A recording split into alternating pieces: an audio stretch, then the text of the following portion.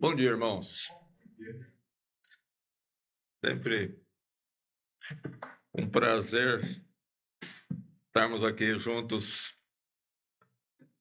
em comunhão, né, irmãos? E também para louvar a Deus e aprender da palavra dele. Ah? Espero que seja unânime esse sentimento. Amém?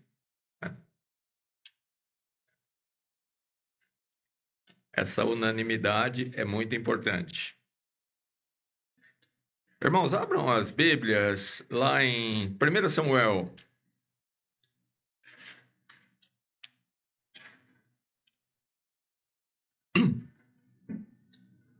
Capítulo 7.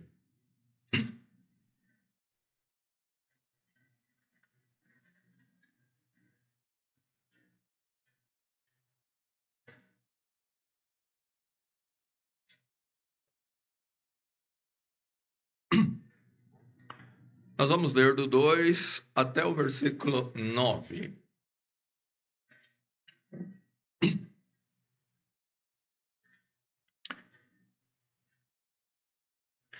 Diz assim a palavra de Deus: E sucedeu que, desde aquele dia, a arca da aliança, que ficou em Criate Jearim, e tantos dias se passaram que até chegaram 20 anos, e lamentava toda a casa de Israel pelo Senhor. Então falou Samuel a toda a casa de Israel, dizendo: Se com todo o vosso coração vos converterdes ao Senhor, tirai dentre vós os deuses estranhos e os astarotes, e preparai o vosso coração ao Senhor, e servi a Ele só, e vos livrará da mão dos filisteus. Então os filhos de Israel tiraram dentre si os balaíns e os astarotes, e serviram só ao Senhor. Disse mais Samuel: Congregai a toda Israel em Mispá, e orarei por vós ao Senhor. E congregaram-se em Mispá, e tiraram água, e a derramaram perante o Senhor, e jejuaram aquele dia, e disseram ali: Pecamos contra o Senhor. E julgava Samuel os filhos de Israel em Mispá. Ouvindo, pois, os filisteus que os filhos de Israel estavam congregados em Mispá, subiram os maiorais dos filisteus contra Israel, o que, ouvindo os filhos de Israel, temeram por causa dos filisteus. Por isso disseram os filhos de Israel a Samuel: Não cesses de clamar ao Senhor nosso Deus por nós, para que nos livre da mão dos filisteus. Então tomou Samuel um cordeiro de mama e sacrificou-o inteiro em holocausto ao Senhor, e clamou Samuel ao Senhor por Israel, e o Senhor lhe deu ouvidos. Amém, irmãos? Vamos orar mais uma vez. Senhor, nosso Deus e Pai, eu rogo agora, Senhor, que o Senhor usa do teu servo para falar à tua igreja, e que todos nós, Pai, sejamos ensinados por ti nessa passagem que vamos meditar agora, porque a sua palavra, Senhor, ela nos ensina, e verdadeiramente, Pai, ela é a verdade. E bem-aventurados seremos nós, Pai, se nós atentarmos para cada um dos seus ensinos. Suplico, Senhor, que nosso coração seja maleável sempre à tua palavra, que ela possa sempre penetrar e fazer a obra com facilidade em nossa vida. Eu peço, Pai, perdoa-nos nos nossos pecados, perdoa a tua igreja, perdoa-nos, perdoa a mim, Pai, teu servo, que vai falar aqui, que eu possa falar, Pai, na direção do teu Espírito e pela permissão que eu tenho, pelo que Jesus Cristo fez na cruz do Calvário por nós e por mim também. Eu peço, Pai, nos ajuda não só, nos ajuda em todas as coisas, mas em especial, nos ajuda quando nós formos falar da tua palavra, para que nós não falemos aquilo que não convém, que não é lícito perante o Senhor. Por isso eu te peço, Pai, seja conosco, seja com tua igreja. Em nome de Jesus Cristo nós oramos. Amém.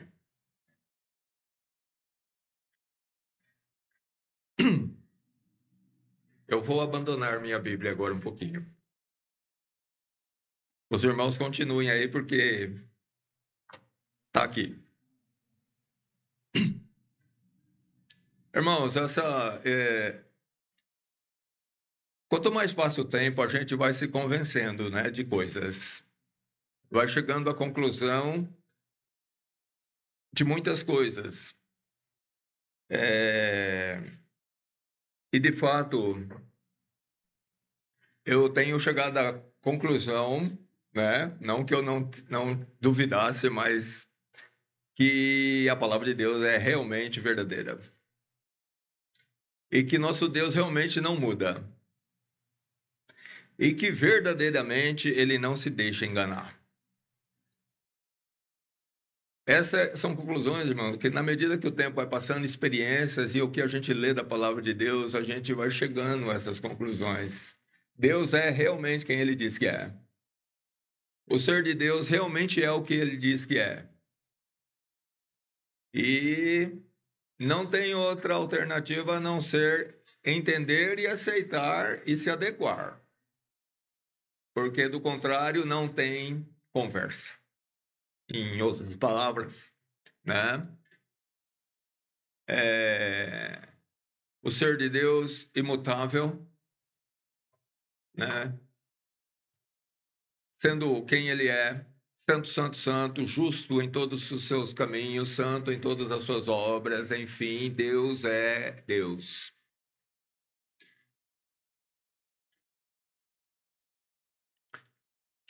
Essa passagem, irmãos, ela chama uma atenção de maneira especial para mim a necessidade do aspecto prático do arrependimento. Arrependimento, ou seja, assim, ele envolve confissão, né? Confessar. Mas tem todo arrependimento, essa confissão, ela deve ser seguidas de atitudes confirmativas. Pode notar que sempre o arrependimento bíblico, ele é seguido de ações. Vem uma confissão, uma contrição, e logo em seguida vem as atitudes, né, que respaldam o que saiu da boca. Aquilo que, né, procedeu do coração. Não há, né? Se não houver uma verdadeira contrição, se não há uma verdadeira contrição e um verdadeiro confessamento, a evidência mais percebida de que, de fato, não houve uma veracidade naquilo que aconteceu é se não há atitudes que acompanham ou que venham a acompanhar aquela confissão. Então, logo, ela fica muito vaga, muito incerta, e nós temos que nos questionar a nós mesmos se, de fato, houve uma verdadeira contrição, uma verdadeira conscientização e um verdadeiro arrependimento em relação a algum mal que estamos cometendo ou que não está de acordo com a palavra de Deus. E o que nós vimos também nessa passagem, irmãos, é que Deus, ele se mantém, vamos dizer assim, no seu lugar. Enquanto não há veracidade, enquanto não há legitimidade no seu povo, ele se dá ao direito justo e santo de se manter no seu lugar. Nós vimos nessa passagem, a arca era representativo naquela época da presença de Deus no meio do povo. Né? Ela representava a arca no meio da nação de Israel, representava Deus está aqui, Deus está com eles. E esse povo, eles se distanciaram do Senhor e começaram a se voltar, né, para aquilo que não era lícito perante Deus, cometer pecados, literalmente, e Deus viu que não havia naquele povo legitimidade alguma, mesmo sendo identificado como um povo de Deus, o povo de Jeová, mas eles não estavam seguindo a Jeová. E tanto é que nós lemos aqui que a arca ficou 20 anos em Kiriat Jearim. Quer dizer, enquanto não foi tomado, não houve legitimidade de arrependimento, enquanto não foi tomada ações que realmente Deus viu que era verdadeira e legítima, ele não operou. Fica aí. Continuem e eu fico aqui no meu lugar. É como mais ou menos, em outras palavras, é isso. Enquanto vocês não tomarem as atitudes necessárias, eu me permito ficar no meu lugar. E nessa passaram-se 20 anos. Vocês não fazem nada, o povo, e Deus fala, consequentemente, eu também não faço. E deixa os anos ir passando. Os dias, os meses, os anos. Porque, irmãos, assim, Deus tem seus propósitos eternos. Mas é claro no ensino bíblico que a operação de Deus em relação ao seu povo, ela acontece em vista da fidelidade do seu povo. É como uma consequência direta.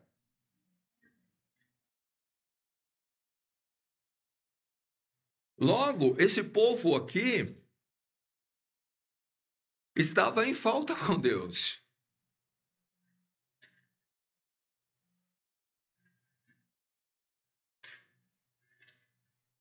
Chegou a um ponto que o povo, como lemos, né? Que o povo ansiava pelo Senhor, pela operação do Senhor, pela presença do Senhor evidenciada.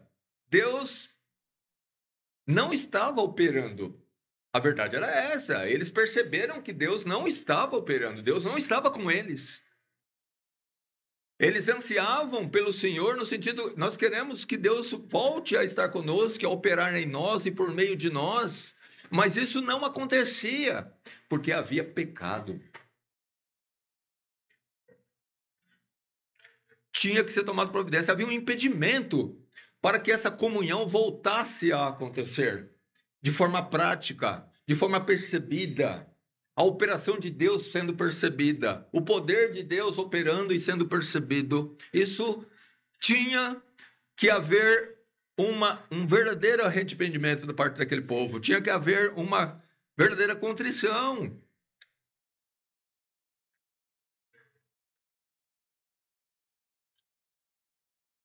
Mas havia no meio desse povo um homem santo, Samuel. Samuel nunca deixou de exortar o povo, irmãos. Mas o povo, na sua rebelião, não deu ouvidos a Samuel. Samuel exortou e o povo continuou seguindo cada qual o seu rumo. A palavra do profeta foi desprezada, literalmente. Então, Samuel meio que se retraiu. Se vocês não querem me dar ouvidos, então eu não vou continuar falando às paredes. E nessa se passaram 20 anos.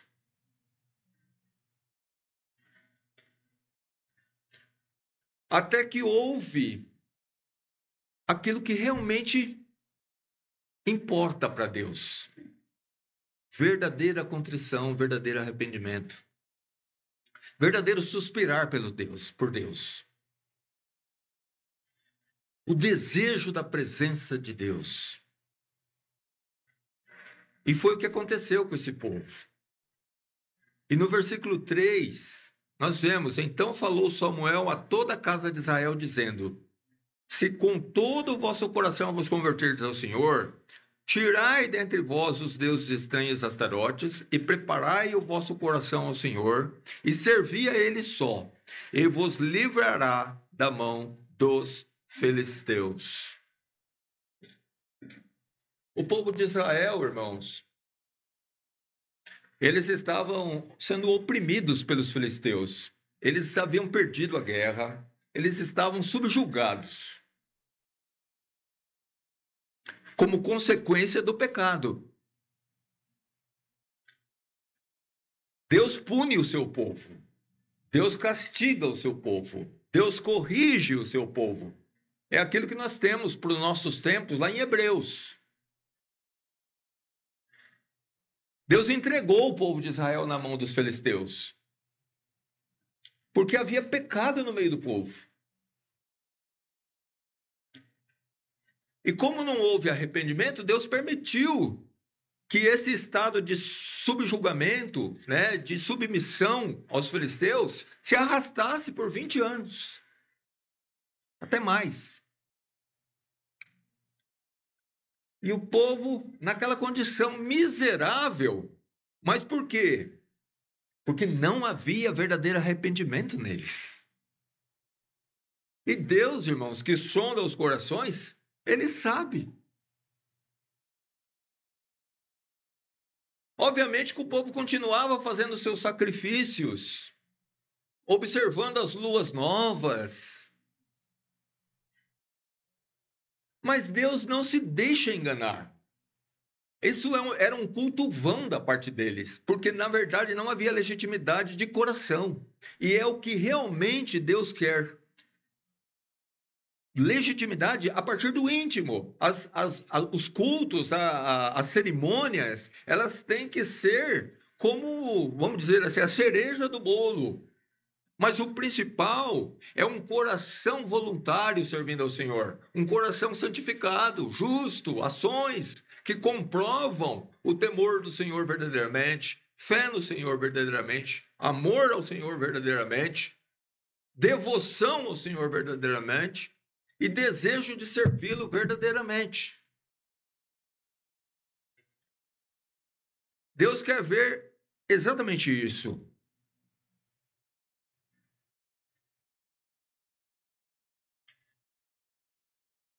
O que notamos aqui nas palavras de Samuel é que Samuel reivindicou do povo as evidências de que realmente eles estavam arrependidos. O povo chegou contrito, nós precisamos do Senhor, Samuel. Deus tem que voltar para o nosso meio. Só que só as palavras não convenceram o profeta. Ele falou, vocês estão arrependidos mesmo? Então toma as atitudes. Porque se de todo o vosso coração você está convertido ao Senhor, então tirai dentre vós os deuses estranhos, Astarotes, preparai o seu coração ao Senhor e servi só a Ele. Eu quero ver as provas, Samuel, em outras palavras, Samuel está dizendo, eu quero ver as provas de que vocês realmente estão se voltando para Deus. Porque as palavras, Samuel já tinha ouvido antes. O povo, né, a boca vai falando, mas não havia legitimidade. Eu quero ver as evidências. Irmão, a prova real de um verdadeiro arrependimento, de uma contrição, é quando aquilo que está realmente contribuindo para o pecado, ou seja, para que o povo continue a pecar, seja tirado. Aqui no caso deles, eles haviam aderido a deuses estranhos, que eram dos povos da terra. Estavam se idolatrando com eles, servindo a deuses que nunca foram Deus. Mas eles estavam na idolatria. O coração deles era um coração dobre. Eles ainda consideravam Jeová, mas ao mesmo tempo consideravam os deuses da terra. Isso não é possível, Deus não aceita, irmãos, e nunca aceitará. Estou convencido. Um coração dobre, Deus rejeita. A verdade é essa.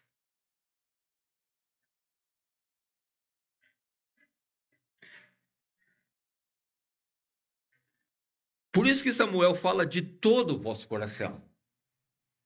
Por quê? Tinha que ser íntegro. Tinha que ser uma única intenção, um único desejo para o Senhor seu Deus.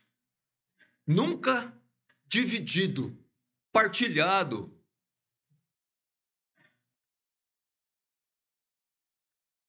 Se com todo o vosso coração você está convertido ao Senhor, então tirai. Quer dizer, isso implica em ação. Faça o que tem que ser feito. Mostre para Deus que realmente você está arrependido. Mostre que realmente você quer o Senhor de volta. Que realmente você quer servi-lo fielmente. Que realmente você quer que a pessoa dele se faça presente no meio. Tinha que tomar as atitudes.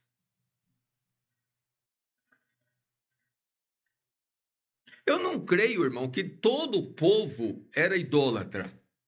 Samuel mesmo não era. Mas era uma maioria. E você sabe que isso acontece com as igrejas. Às vezes tem irmãos muito santificados, que buscam verdadeiramente ao Senhor, legitimamente, mas talvez tenha uma maioria que não. Eu não estou julgando a igreja, não. Eu estou apenas colocando como uma possibilidade.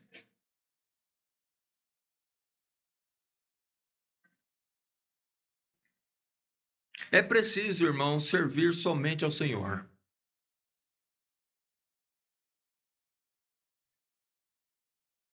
Samuel coloca aqui como algo certo. Se vocês fizerem isso que eu estou dizendo, ou seja, comprovando, dando provas de que realmente vocês estão voltando ao Senhor de todo o coração, ele diz: Deus vos livrará da mão dos filisteus, dos seus inimigos. Ou seja, aquilo que vocês mais anseiam vai acontecer.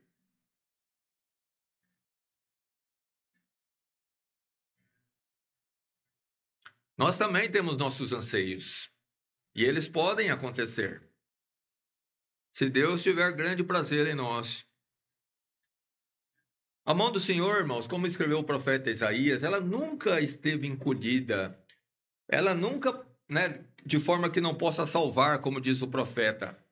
Nem o seu ouvido agravado que não possa ouvir. Mas o que disse o profeta? As iniquidades fazem separação entre nós e o nosso Deus. E os nossos pecados encobrem o seu rosto de nós para que não nos ouça. Esse é o ponto. Aonde há pecado, há problema, irmão. E eu não quero distinguir de maneira nenhuma características dele. Modo, formato, consequências. Entenda, tudo que não é da vontade de Deus é pecado. Não pense em pecados, irmão. Nós não podemos pensar em pecados em termos das suas consequências. A gente normalmente não comete aqueles pecados cujas consequências são graves. Mas talvez não tenhamos nenhum problema em cometer aqueles pecados, o qual não tem consequência nenhuma. Pecado, irmãos, é pecado. Deus não aceita pecado, inclusive os pecados ocultos. Por isso que Davi falou para que Deus o livrasse dos pecados que eram ocultos.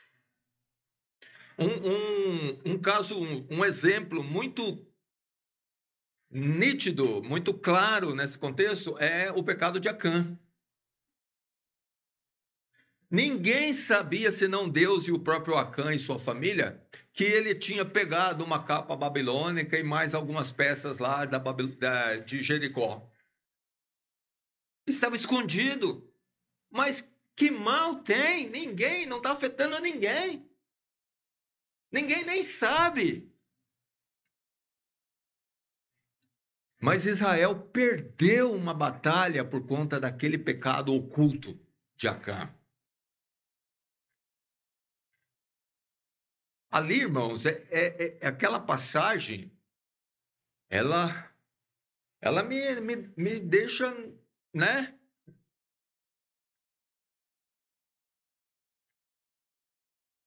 Por quê?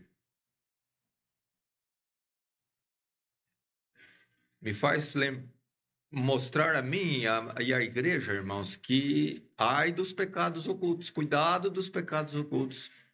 E talvez eles sejam os piores. Sabe por quê? Porque pecados manifestos a igreja logo trata. Se Israel soubesse do pecado de Acã, eles nem teriam ido para a batalha contra Ai, ou Aí, não sei, antes de tratar. Mas eles não sabiam.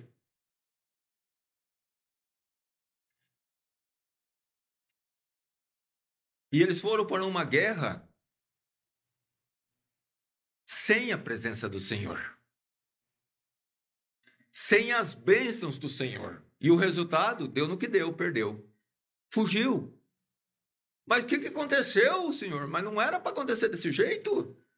Há pecado no meio de vós, disse Deus.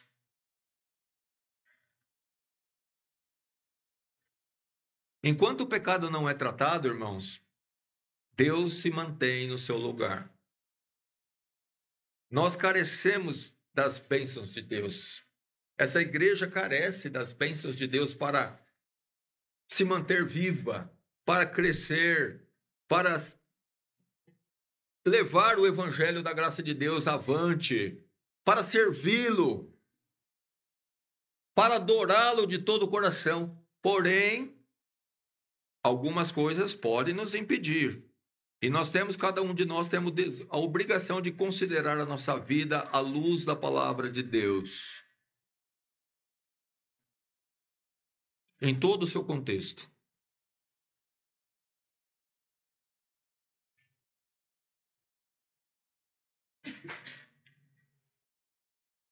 Uma coisa muito importante, irmãos, e de fato tem que chamar a nossa atenção com relação a isso. O pecado daquele povo era um pecado manifesto. Eles estavam adorando falsos deuses.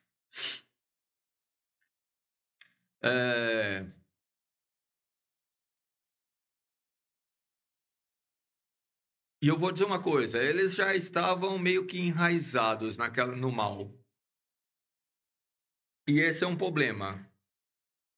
Porque o mal, ele funciona como uma árvore mesmo, como uma planta. Na medida que o tempo vai passando e nós não fazemos nada a respeito, as raízes só vão entrando cada vez mais para o fundo. Isso quer dizer o quê? Quer dizer que vai ficando cada vez mais difícil de tirar, de arrancar.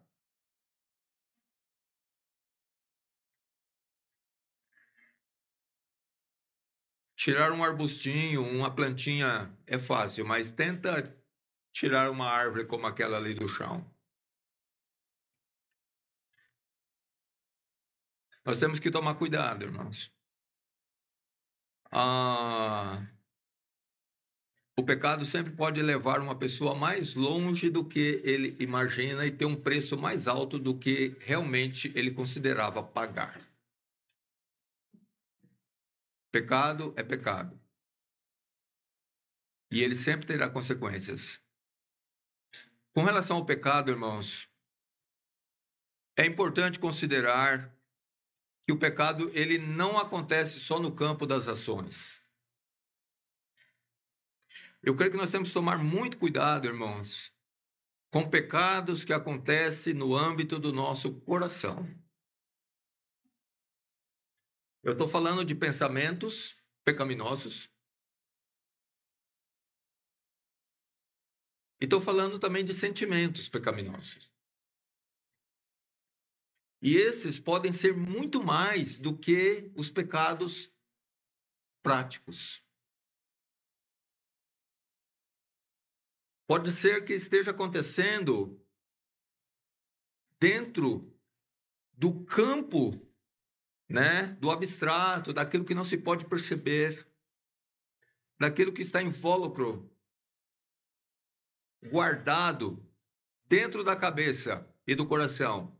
Porém, claro, totalmente para com Deus, e o qual considera.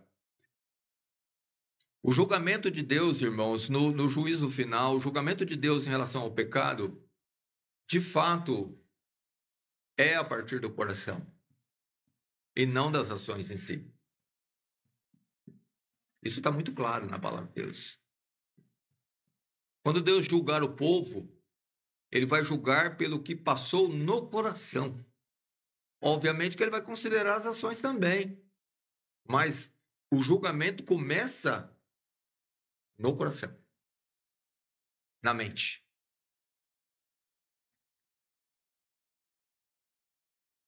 Por isso, é fato que muitos que aparentemente pecaram pouco, naquele dia vão se mostrar grandes pecadores. E muitos que se consideraram grandes pecadores, naquele dia não vão se considerar, não vão ser reputados como muitos. Porque talvez ele pecou em ações, mas pecou pouco em pensamentos e sentimentos. Enquanto que outros pecaram muito no que diz respeito a pensamentos e sentimentos. Só que só naquele dia se há de se revelar essa verdade.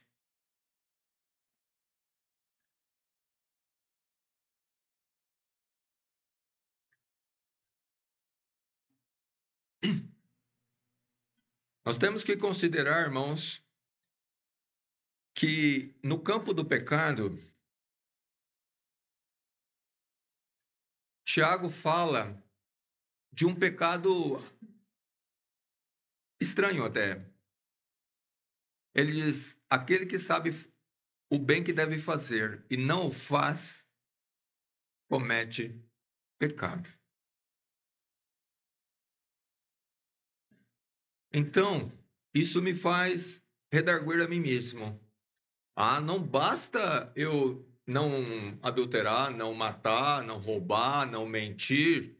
Eu tenho que fazer o bem positivamente.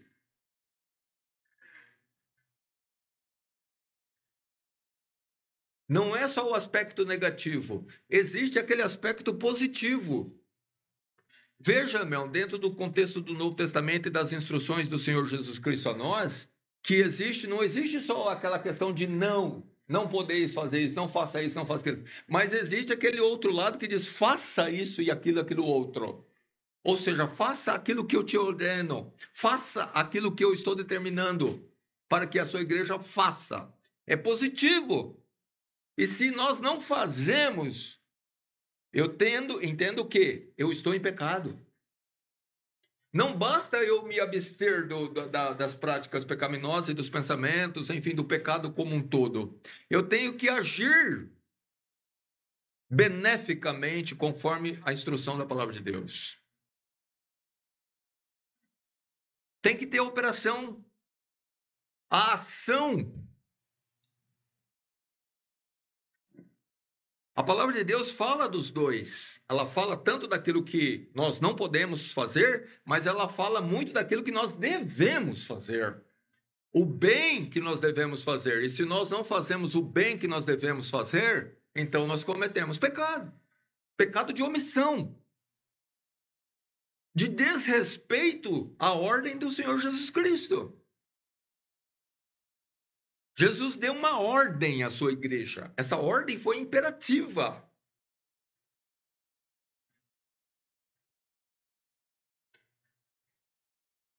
Tem que ter o trabalho bom, necessário, a qual o Senhor nos incumbiu. Do contrário, nós não podemos nos apaziguar tão somente porque nossa vida está, de certa forma, resguardada dos pecados. Porém, o que nós temos feito em termos do bem, a qual nós devemos fazer?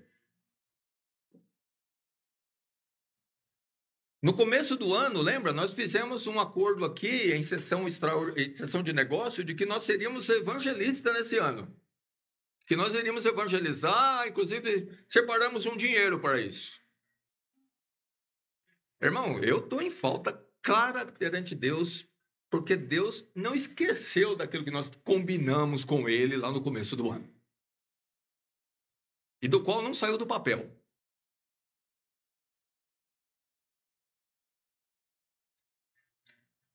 Se alguém sabe o bem que deve fazer e não faz, especialmente se você coloca perante Deus, porque o que nós tratamos aqui em sessão de negócio, irmão, é tratado perante Deus, não é?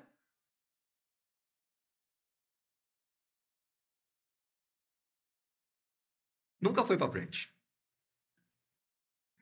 Esse é um dos bens que a gente deveria fazer e não estamos fazendo. Agora eu pergunto, será que isso não é pecado?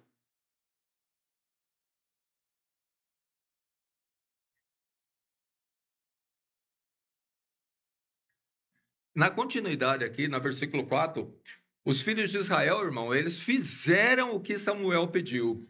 E os filhos de Israel tiraram dentre si os Balaíns e os Astarotes e serviram só ao Senhor. Irmãos, isso foi a parte importante. Eles realmente manifestaram, deram as provas de que eles estavam falando verdadeiramente, em verdade, eles estavam falando de coração, eles estavam sendo sinceros, em outras palavras. Quando eles dizem que eles queriam a presença do Senhor no meio deles, era real, era verdadeiro. Eles estavam mesmo ansiosos, angustiados, porque Deus estava distante há 20 anos. E eles fizeram o que deveria ser feito, eles fizeram o que foi mandado pelo profeta, eles tomaram as atitudes, dando provas práticas de arrependimento. Eles removeram o mal. Não basta, irmãos, confessar. Olha lá, o Provérbios 28:3, nós lemos o quê? O que encobre as suas transgressões nunca prosperará. Essa prosperidade aqui, irmãos, entenda ela de várias maneiras. Não está falando de prosperidade financeira, necessariamente. Pode ser uma prosperidade espiritual, que é muito mais importante do que a financeira. A verdade é que transgressão oculta te impede de prosperar. A palavra de Deus, irmãos, é a palavra de Deus e ela é a verdade. E não adianta lutar contra ela. O perdedor vai ser sempre nós. Ou a gente aceita que transgressão encoberta é um impedimento à prosperidade, ou vamos continuar impedidos. Aí vem o mas, né? Esse glorioso mas. Ou seja, tem o outro lado. Tem como resolver isso. Tem como acabar com essa improsperidade. Mas o que as confessa e deixa alcançará misericórdia. Irmãos, aquele povo de Israel alcançou misericórdia do Senhor, como nós lemos. Por quê? Porque eles confessaram as suas transgressões, mas não só confessaram, eles deixaram elas para trás. Eles tiraram ela do meio. É preciso confessar e tomar as ações. É isso que a palavra de Deus está nos ensinando. Não basta dizer pequei, pequei. Amém, mas o que você fez em relação ao pecado? O que eu fiz em relação ao meu pecado? Quais foram as minhas atitudes para que não volte a pecar? Quando eu trabalhava numa empresa, né, a G4S, né? Me deram uns contratos, a gente tinha bastante contratos, né? Que a gente tinha que supervisionar os serviços. E dentro desses contratos tinha a Ambev, né? Lá de Jaguariúna. Então, eu ia lá uma vez por semana. E tinha um cidadãozinho lá né? Que todas as irregularidades que ele via, ele ia tirando foto. Aí, quando a gente chegava lá, a gente ia na sala, numa sala de reunião, aí projetava aquelas fotos lá, né, no slide. E ele... Você tinha que responder 3 questões para ele. A gente ficava lá na frente, né? Como... né? E eu... o alvo das flechas, né? E tinha que dar satisfatoriamente para eles primeiro, por que aconteceu? Segundo, o que foi feito imediatamente em relação àquilo? E terceiro, o que você fez para que aquilo nunca mais volte a acontecer? Se não desse satisfatória a resposta, tinha que trabalhar e voltar de novo lá depois. O que eu quero dizer, irmãos, é o seguinte: não basta dizer, confessar com a boca. O que nós fizemos para tirar os pecados da nossa vida? Quais foram as atitudes imediatas e quais foram aquelas tomadas para que aqueles pecados não continuem na nossa vida?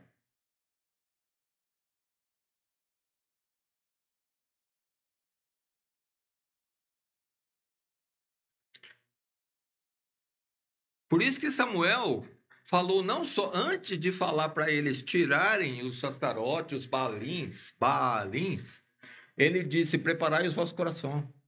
Porque, irmãos, não adianta aquelas atitudes, se elas não, mesmo atitudes boas, mas se elas não foram tomadas por um coração voluntário, genuíno, íntegro, como o de Jó, por exemplo. Sabe por quê? Porque vai voltar a acontecer.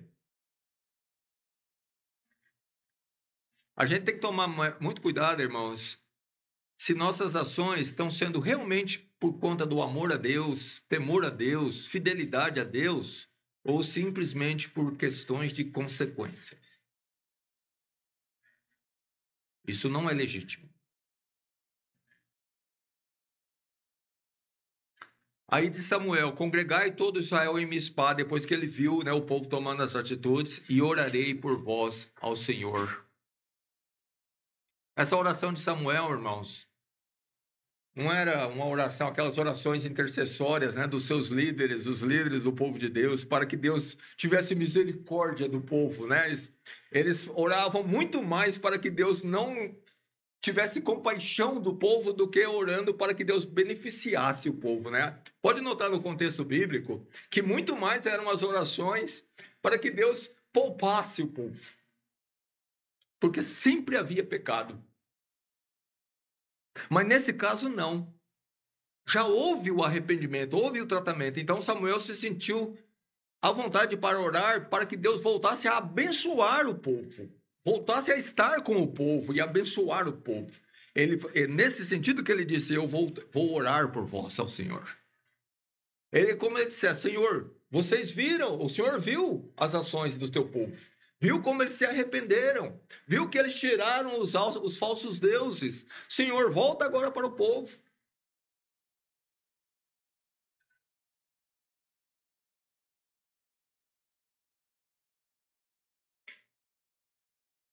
E o povo continuou, né, irmãos, dando evidência do seu arrependimento.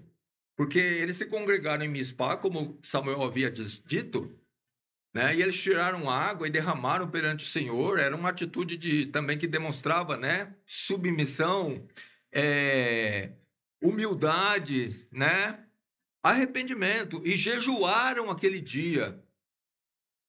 E disseram ali: pecamos contra o Senhor. Houve um reconhecimento de que a falta do Senhor, ou seja, o distanciamento do Senhor, era por conta dos pecados, não era por outra razão. Não havia outro motivo. Ele julgava Samuel, os filhos de Israel, em Mispá. Eles reconheceram, irmãos, que a falta não era do Senhor, a falta era deles. Deus havia se distanciado deles, não porque deixou de amá-los, mas porque havia pecado no meio deles e esses pecados não eram tratados legitimamente. Mas dessa vez foi. E Deus viu que foi. E Samuel julgava os filhos de Israel. Quer dizer, o povo passou a levar os problemas que até então estavam escondidinhos. Eles passaram a levar para Samuel para que fossem tratados. que fossem expurgados. O povo já não queria mais continuar escondendo os pecados. Eles chegavam para Samuel e falavam: Samuel, olha, na minha vida está acontecendo isso também. E, né, vamos limpar a casa toda. E Samuel julgava o povo. Ou seja, ele falava o que deveria ser feito. E depois, irmão, que de toda essa tratativa, que começou com a confissão e com as ações,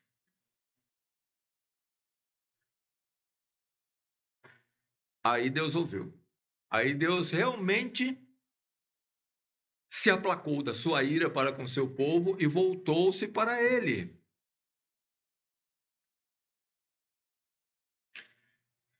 Irmão, a palavra de Deus fala que Deus, um coração quebrantado e contrito, Deus jamais rejeitará. E isso é verdadeiro. Deus é um Deus pronto a perdoar, é o que diz a palavra de Deus. Deus está sempre pronto a perdoar, não importa qual pecado, desde que haja arrependimento sincero e verdadeiro. Deus está sempre pronto a se aplacar da sua ira. Deus está sempre pronto a se valer dos seus muitos vasos de misericórdia. Mas uma coisa é necessária: verdadeiro arrependimento. E a ação que comprova isso. Arrependimento e as ações comprobatórias.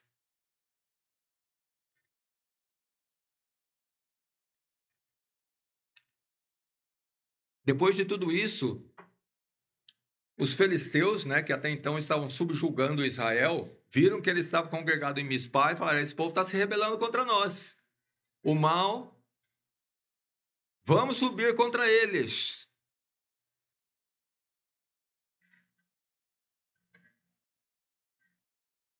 E quando os filhos de Israel ouviram que os filisteus estavam subindo para guerrear, irmãos, temeram por causa dos filisteus. Veja bem, irmãos, uma coisa me chamou a atenção aqui nessa parte, exatamente o temor do povo. Porque, de fato, sabe o que causa temor em nós? O distanciamento de Deus, a falta de uma real comunhão com Deus.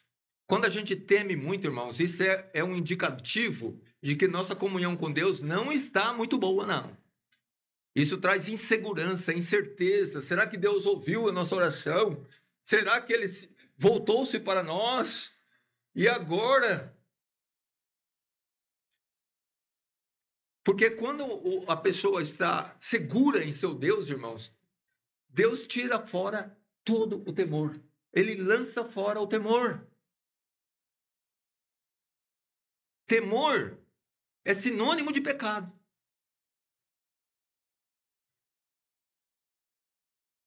O povo havia feito confissão e tudo, mas estava tudo tão recente que eles falaram: meu Deus, eles já tinham a experiência de batalhas anteriores, onde eles foram desamparados por Deus por conta dos seus pecados.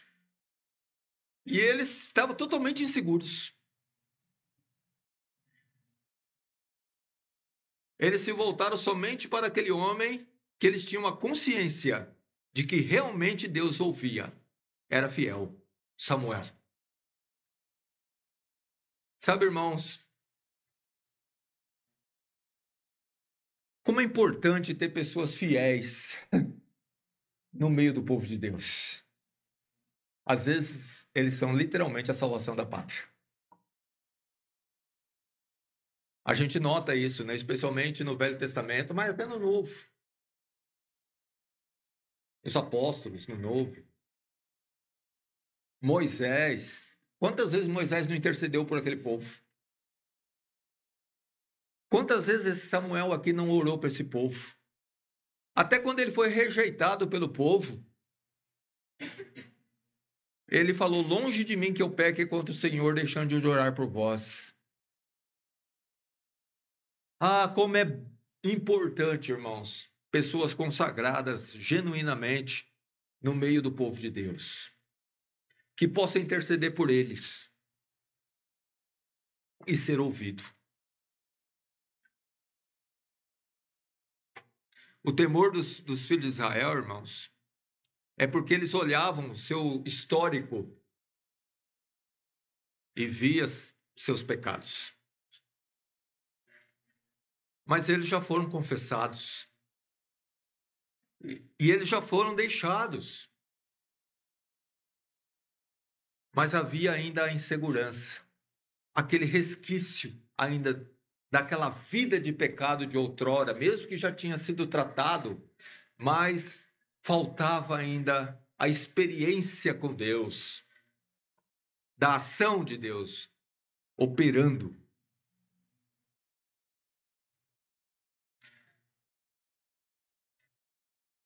Os fiéis servos de Deus não têm esse temor.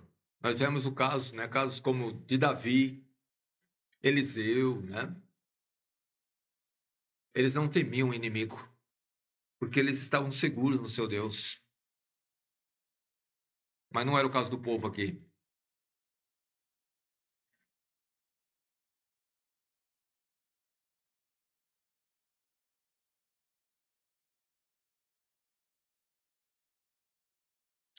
E o povo chegou para Samuel, né? E disse: não cesse de orar por nós.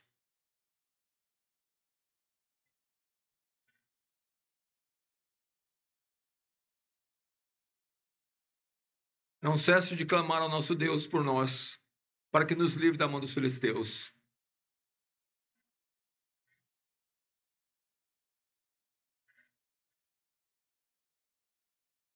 E Samuel fez isso mesmo.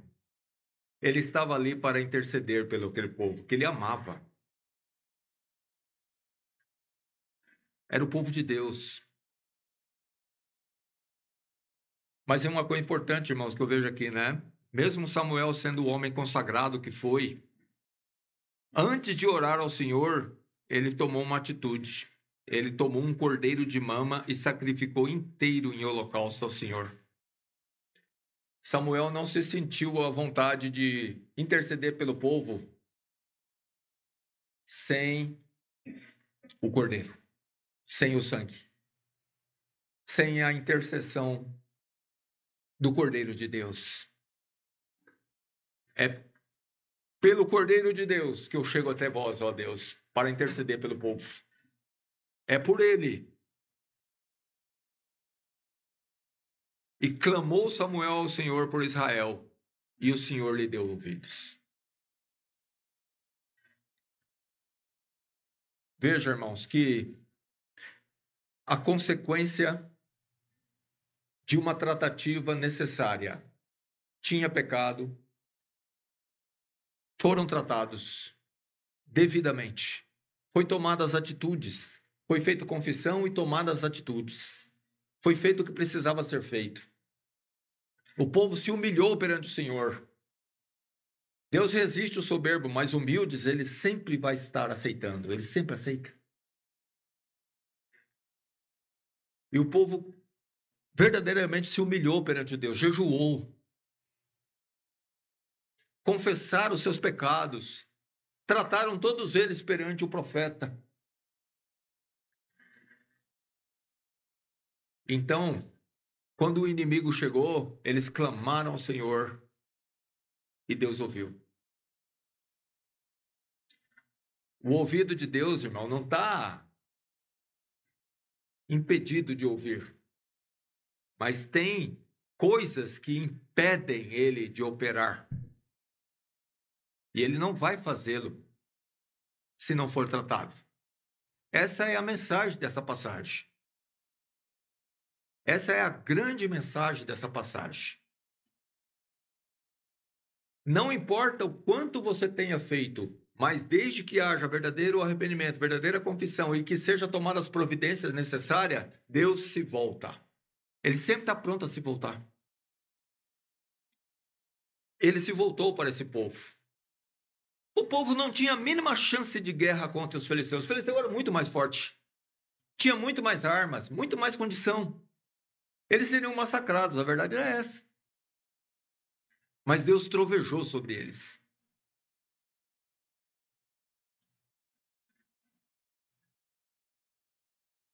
E nunca mais eles se levantaram por conta dessa atitude. Depois eles se voltaram mais para frente. Primeiro pelo arrependimento do povo, mas também pela presença desse grande servo de Deus que estava no meio deles, chamado Samuel. Irmãos, a fidelidade a Deus é uma maravilha que talvez nós tenhamos que descobrir ainda. Como ela é maravilhosa, como ela é importante e quanto ela faz diferença, especialmente nos momentos maus.